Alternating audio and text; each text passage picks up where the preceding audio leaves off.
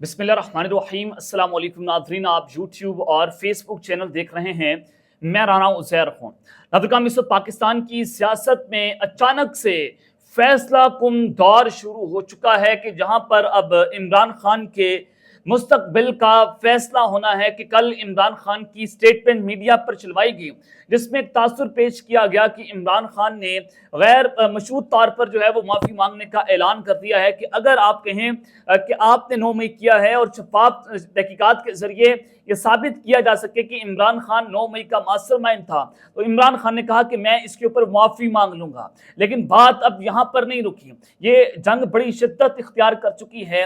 यानी कि आज जो खबरें लेकर आपकी खिदमत में हाजिर हुआ हूँ वो बहुत खतरनाक है पाकिस्तान तहरीक इंसाफ और इमरान खान के लिए।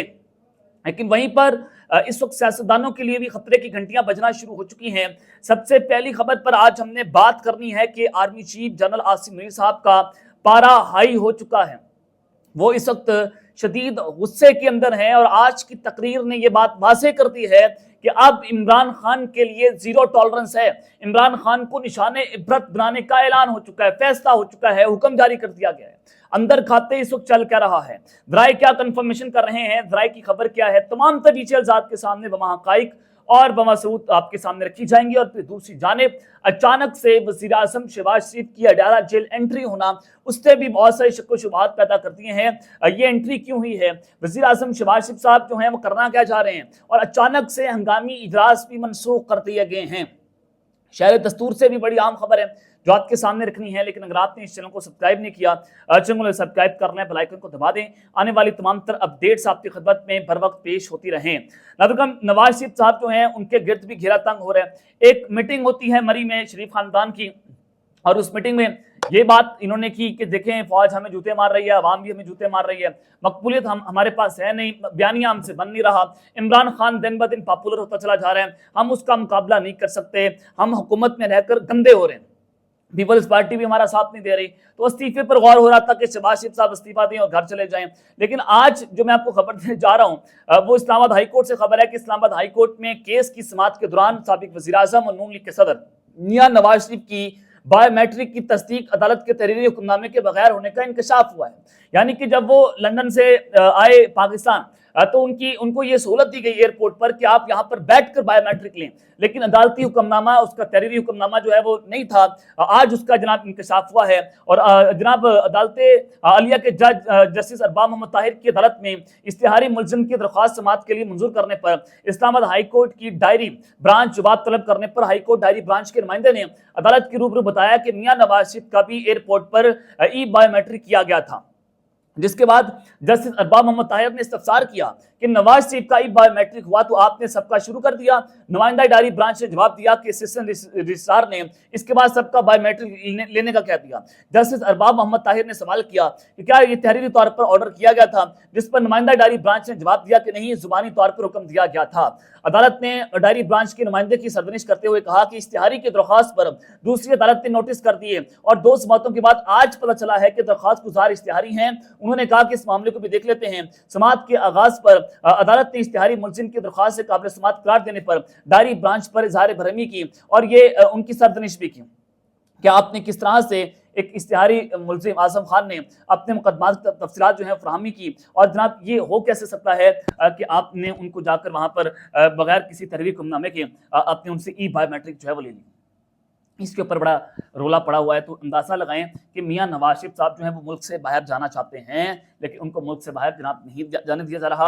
लेकिन उनको जैसे रिलीफ दिया गया क्योंकि आप सबको पता है कि जो कैप्टन सफदर साहब ने कहा कि एक मुल्क की ताकतवर शख्सियत लंदन जाती है, उन्होंने माफ़ी मांगी कि हमने इमरान खान को लाकर बहुत बड़ी गलती कर दी है, आप पाकिस्तान आएँ, आप मैशर को देखें। और फिर मियां नवाज शरीफ साहब ने एस्टैब्लिशमेंट को पैगाम पहुँचाया कि आपने इमरान खान को और जुडिशरी को देखना है, हम मैशर को देख लेंगे, ना हमसे जुडिशरी कंट्रोल हो रही है, ना हमसे इमरान खान कंट्रोल हो रहा है। तो ये इस वक्त पाकिस्तान मुस्तफा नवाज के अंदर बड़ी हलचल है। वो बड़े परेशान हैं कि ये हमारे साथ हो क्या रहा है। नून लीग वाले यकीन करें उनके पैरों तले जमीन वो निकली हुई है। वो बज़ाहिर तो वज़ीर आज़म है लेकिन पस आइना कोई और है। बज़ाहिर तो मियां शहबाज शरीफ जो है वज़ीर आज़म है लेकिन पस आइना कोई और है। इनके पास ताकत नहीं है, ना इनके पास अवाम की सपोर्ट है, और ये ब्लैकमेलर माफिया पाकिस्तान के ऊपर मुसल्लत है। अब आज है जो असल खबर मैं आपको देने जा रहा हूँ वो बड़ी आम है कि अचानक से इजलास मनसूख हो चुके हैं। یہ معاملہ کیا ہے؟ اب جسٹس منصور علی شاہ اور چیف جسٹس قاضی فائد عیسیٰ ایک دوسرے کے آمنے سامنے. پریکٹس اینڈ پروسیجر ایکٹ میں 3 اعلیٰ ججز جو سینئر 3 ججز ہیں وہ شامل ہوتے ہیں اور وہ 3 ججز یہ فیصلہ کرتے ہیں کہ کون سے کیس میں کون سا کتنے رکنی بینچ بنے گا, کون سا کیس کون سا جج سنے گا, یہ معاملہ کیا, اس کی سربراہی کون کرے گا. یہ 3 رکنی بینچ جس میں جسٹس منیب اختر, جسٹس منصور علی شاہ اور چیف جسٹس قاضی فائد عیسیٰ اس کی سربراہی کرتے ہیں. اب ہر جمعرات کو ایک قانون قاعدے کے مطابق پریکٹس اینڈ پروسیجر کمیٹی کا اجلاس ہوتا ہے. آج خبر یہ ہے کہ پاکستان تحریک انصاف نے الیکشن ایکٹ ترمیمی بل سپریم کورٹ میں جناب چیلنج کر دیا, چونکہ وہ ایک قانون بن چکا ہے, صدر پاکستان نے اس کو دستخط کر دیے ہیں, سینٹ سے وہ ایکٹ پاس ہو گیا, جناب قومی اسمبلی سے وہ ایکٹ پاس ہوتا ہے.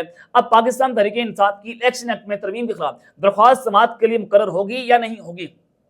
اب پریکٹس اینڈ پروسیجر ایکٹ میں اس کے اوپر میٹنگ کرنی ہوتی ہے. لیکن اطلاعات کے مطابق عدیل سرفراز وہاں کے صحافی ہیں, سپریم کورٹ کو کور کرتے ہیں, اسلام آباد سے جناب بڑے منجے ہوئے یہ صحافی ہیں, تو کہتے ہیں کہ اطلاعات کے مطابق ہر جمعرات کو بینچز کی تشکیل ہونے والے پریکٹس اینڈ پروسیجر کمیٹی کا اجلاس اب تک نہیں بلایا جا سکا ہے. اب یہ کیوں نہیں بلایا جا رہا ہے, بڑا اہم ترین سوال ہے کہ اس میں بینیفیشری کون ہے. چیف جسٹس قاضی فائد عیسیٰ صاحب کو چونکہ حکومت اعلان کر چکی کہ ہم نے ان کو ایکسٹینشن دینی ہے, اب بینیفیشری کا آپ اندازہ یہاں سے لگا سکتے ہیں. اب دوسری جانب آپ کی اندازہ یہ لگائیں کہ اگر یہ اجلاس نہیں بلایا جا رہا ہے تو کیوں نہیں بلایا جا رہا, کیونکہ فیصلہ ہو چکا ہے کہ پاکستان تحریک انصاف کو مخصوص نشستیں نہیں دینے. سپریم کورٹ کا جو اکثریتی فیصلہ ہے وہ پاکستان تحریک انصاف کے حق میں ہے. اب اس فیصلے کے خلاف پارلیمنٹ جا کر کھڑی ہوگی. پارلیمنٹ نے اپنا ایک اختیار استعمال کیا, غیر قانونی طور پر پی ٹی اے سے مخصوص نشستیں چھین کر حکومت اپنے پاس لینا چاہتی ہے تاکہ ایکسٹینشنز دی جائیں. یہ معاملہ ہے. تو اب تک چیف جسٹس قاضی فائد عیسیٰ صاحب نے اجلاس نہیں بلایا اور یہی وجہ ہے کہ جسٹس منصور علی شاہ صاحب جو ہیں وہ اگلے آنے والے چیف جسٹس ہیں اور ان کے ابھی تک ان کی جانب سے یا کوئی اور ججز کی جانب سے سوائے 2 ججز کے کسی نے بھی اپنا تحریری فیصلہ جاری نہیں کیا, کیونکہ 25 اکتوبر کو قاضی فائد عیسیٰ کی جو ہے وہ ریٹائرمنٹ ہے, تو اس کے بعد پھر نئے چیف جسٹس آ جائیں گے. لیکن اگر یہ معاملہ ہو جاتا ہے الیکشن ایکٹ میں جو ترمیم بل پاس ہوا ہے, اگر اس کے ذریعے پاکستان تحریک انصاف کو مخصوص نشستیں نہ دی گئیں تو پھر حکومت کو 2 تہائی مل جائے گی اور حکومت یوں پھر قاضی فائد عیسیٰ صاحب کے حق میں فیصلہ دے سکتی ہے اور پھر ان کو ایکسٹینشن دی جا سکتی ہے. تو یہی وجہ ہے کہ یہ اجلاس اب نہیں بلایا گیا اور ہنگامی اجلاس یا اہم ترین اجلاس ہے. اب ایک جانب تو جناب یہ صورتحال ہے, لیکن دوسری جانب شہباز شریف صاحب کی اڈیالہ جیل میں انٹری ہونے کی خبر. یہ معاملہ کیا, آپ سوچ رہے ہوں گے جناب ہوا کیا ہے. آج علماء مشائخ کانفرنس اور اس میں آرمی چیف جنرل عاصم علی صاحب موجود تھے, انہوں نے بھی تقریر کی. آگے چل کر بتاتا ہوں کہ تقریر کا حوال کہ وہ اس بڑے غصے کے اندر ہے, آگے چل کر اس پر بات کرنی ہے ہم نے. تو جناب وزیر اعظم شہباز شریف صاحب بھی اس میں موجود تھے, انہوں نے بھی تقریر کی اور آپ سب کو پتہ ہے کہ جناب بوٹ پالش کرنا تو ان کا ایک پیشہ بھی ہے. تو وزیر اعظم شہباز شریف صاحب کا کہنا ہے کہ سیاسی حکومت اور آئینی اداروں کے مابین جتنا تعاون آج موجود ہے اتنا تعاون اپنے 40 سالہ سیاسی کیریئر میں نہیں دیکھا. یعنی کہ وہ کہتے ہیں کہ پاک فوج اور ہماری جو گورنمنٹ ہے وہ ایک پیج پر ہے, ایسا تعاون میں نے کبھی کسی 40 سال کے اندر نہیں دیکھا جتنا آج ہم ایک پیج پر ہیں. پاکستانی فوج کے سپہ سالار کی جانب سے سیاسی حکومت سے جو تعاون کیا جا رہا ہے وہ پاکستان کے بہترین مفاد میں ہے, جو آئندہ سال کے رول ماڈل ہے. جناب انہوں نے کہا کہ سپہ سالار حافظ قرآن ہے اور قرآن کا نور ان کے دماغ اور دل میں رچا بسا ہوا ہے. سپہ سالار کی پر جوش, ایمان فروز, دلوں کو گرما دینے والی تقریر کے بعد مزید کسی اضافے کی ضرورت نہیں ہے. انہوں نے قرآن کریم اور حدیث کی روشنی میں جو گفتگو کی وہ ہم سب کے لیے مشعل راہ ہے. سپہ سالار نے جو آج گفتگو کی وہ اسی کی عکاسی ہے اور اسی کا بتایا ہوا راستہ ہے جو دنیا کا خالق اور مالک ہے. شہباز شریف صاحب نے کہا کہ اس ملک کے لیے جو قائد اعظم کی قیادت میں تحریک چلائی گئی 14 اگست کو 77واں یوم آزادی منا رہے ہیں, جس کے حصول کے لیے لاکھوں کروڑوں لوگوں نے جان کی قربانیاں دی ہیں. لیکن یہاں پر انہوں نے کہا کہ 9 مئی کا واقعہ پاکستان کی تاریخ کا دل خراش ترین واقعہ ہے. اس سے قبل 1971 میں جو ثانیہ ہوا, اب جب قائد کا ملک 2 لفظ کر دیا گیا, ان کرداروں سے جو سلوک وہاں ہو رہا ہے وہ سب کے سامنے ہے. جو بویا گیا آج ادھر کا وہی ہم نے کاٹنا ہے. یعنی کہ وہ عمران خان کی بات کر رہے ہیں کہ بنگلہ دیش میں شیخ مجیب جو ہیں, جو بنگلہ دیش کے بانی ہیں, اس کے مجسمے توڑے گئے تو عمران خان کا بھی یہ حال ہوگا. اندازہ یہ لگائیں. اگر آپ چلیں ہم نے بل مان لیا کہ عوام اس کا یہ حال کر دے گی جس طرح سے عمران خان صاحب اپنا جو ہے وہ بیانیہ لے کر چل رہے ہیں. ہم نے اگر آپ دیکھیں کہ عوام کا بہت بڑا جمع غفیر تو اس شخص کے پیچھے موجود ہے. اگر آپ دیکھیں کہ شہباز شریف صاحب جو ہیں وہ فارم 45 کے مطابق کتنی سیٹیں لے کر آئے ہیں, وہ اپنی سیٹ خود آ رہے ہوئے ہیں, وہ آپ وزیر اعظم کی کرسی پر بیٹھے ہوئے ہیں. تیسری چیز یہ ہے کہ 8 فروری کے دن جو ہے وہ 3 کروڑ ووٹ تو خان صاحب کو پڑے یا اس کی جماعت کو پڑے. حالانکہ اس کی جماعت جو ہے وہ الیکشن میں براہ راست حصہ نہیں لے رہی تھی, آزاد امیدوار تھے, لیکن لوگوں نے ووٹ دیا ہے. یعنی کہ عمران خان کا بیانیہ جیتا ہے، سیدھے الفاظ کے اندر آپ بات کریں۔ وہ آپ چھوڑیں کہ 9 مئی ہوا، 9 مئی کے اوپر بھی صاف اور شفاف تحقیقات ہونا باقی ہیں، عدالتوں کی جانب سے فیصلے آنے ہیں، اور عمران خان یہ خود اعلان کر چکے ہیں کہ اگر ثابت ہو گیا کہ میں نے 9 مئی کیا ہے تو میں اس کے اوپر معافی مانگ لوں گا۔ لیکن میاں شہباز شریف صاحب جو ہیں وہ اپنی وفاداریاں ثابت کرنے کی کوشش کر رہے ہیں، وہ جناب 9 مئی کی آڑ میں پیچھے چھپنے کی کوشش کر رہے ہیں کہ ہم فوج کو اور عوام کو ایک دوسرے کے آمنے سامنے لا کر کھڑا کر دیں۔ لیکن پاکستان کی جو باشعور عوام ہے اس کو اندازہ ہونا چاہیے کہ پاکستان کی فوج جو ہے اور پاکستان کا چولی دامن کا ساتھ ہے، یہ ملک بھی ہمارا ہے، یہ فوج بھی ہماری ہے، تو لہٰذا اختلافات ہو سکتے ہیں لیکن آپ تنقید کر سکتے ہیں، لیکن آپ اپنی فوج سے بغاوت نہیں کر سکتے، آپ ان کے سامنے کھڑے نہیں ہو سکتے۔ یہ ملک جو ملک خداداد پاکستان ہے، یہ پاکستان کی فوج کی قربانیوں کے باعث ہم یہاں پر پہنچے ہیں، اس میں کوئی بڑی بات نہیں ہے۔ لیکن بات یہ ہے کہ عوام اور فوج کو ایک دوسرے کے سامنے لانے کی سازش جو کی جا رہی ہے وہ حکومت کی جانب سے کی جا رہی ہے، وہ جماعت کی جانب سے کی جا رہی ہے، کسی نہ کسی طریقے سے ہم لڑوا کر ہم اپنے اس کے سب سے بڑے بینیفیشری بن جائیں۔ لیکن اللہ الحق کا سچ کا خدا ہے، حق اور سچ کی جنگ میں ہمیشہ جو ہے وہ حق نہیں جیتنا ہے اور باطل تو ہے ہی مر مٹنے والا، یہ قرآن کا فیصلہ ہے، یہ اللہ تعالیٰ نے قرآن کے اندر لکھ دیا۔ اب جناب دوسری جانب شہباز صاحب نے جو بڑی اہم بات کی، انہوں نے جو کہا کہ اگر عمران خان نہیں مانتے تو ہم معافی مانگنے جائیں گے، یعنی کہ اندازہ یہ لگائیں کہ پہلے ان لوگوں نے دھمکیاں دیں، دھمکیوں سے بات نہیں بنے، کہا کہ پی ٹی آئی کو بین کر دیں گے، پھر اس سے بات نہیں بنے، پھر کہا کہ عمران خان کے اوپر آرٹیکل 6 لگا دیں گے، پھر اس سے بات نہیں بنی۔ جب اس سے بات نہیں بنی تو اندازہ لگائیں کہ شہباز شریف صاحب سے بات کر رہے ہیں کہ دیکھیں اگر عمران خان نہیں مانتے تو پھر ہم معافی مانگ لیں گے، یعنی کہ حالات بڑے خراب ہیں، سیاستدانوں کے لیے حالات خراب ہیں، سنگین حالات ہیں۔ اور پیپلز پارٹی کے سینئر رہنما منصور بسان صاحب کہتے ہیں کہ جو آئندہ آنے والے 2-3 مہینے ہیں پاکستان کے کسی بھی سیاستدان کے لیے، نہ صرف پی ٹی آئی کے لیے بلکہ کسی بھی سیاستدان کے لیے اچھے نہیں ہوں گے، کچھ بڑا ہو سکتا ہے۔ خان صاحب نے بھی کل اڈیالہ جیل میں بیٹھ کر بات کی کہ کچھ بڑا ہونے والا ہے۔ اب دیکھتے ہیں کیا کچھ بڑا ہونے والا ہے، کہتے ہیں کہ میں کچھ کہنا بھی چاہوں تو نہیں کہہ سکتا، اللہ پاکستان کی حفاظت فرمائے۔ تو دوسری جانب آج army chief general Asim Munir صاحب بڑے غصے کے اندر ہیں، پارا ہائی ہے ان کا، عمران خان کو نشان عبرت بنانے کا جناب حکم ہو چکا ہے، یہ معاملہ ہے۔ آج علماء جو قومی علماء کنونشن تھی اس میں army chief general Asim Munir صاحب نے بھی خطاب کیا، وہ بھی وہاں پر موجود تھے۔ اب D G I S P R major general جو لیفٹیننٹ جنرل احمد شریف صاحب، ان کی جو جناب 5 اگست کی پریس کانفرنس ہے اس میں انہوں نے کہہ دیا کہ جو ہماری پالیسی ہے جو پہلے تھی 9 مئی کو لے کر اب بھی وہی پالیسی، جب سے ثوابی جلسہ ہوا ہے اور علی امین گنڈاپور صاحب نے کہا کہ اگست کے آخری ہفتے یا ستمبر کے پہلے ہفتے میں ہم اسلام آباد میں ایک جلسہ کریں گے، اگر ہمیں NOC نہیں ملتی تو ہم ڈی چوک پہنچ جائیں گے۔ کیا علی امین گنڈاپور کو شہر اقتدار سے گرفتار کیا جائے گا؟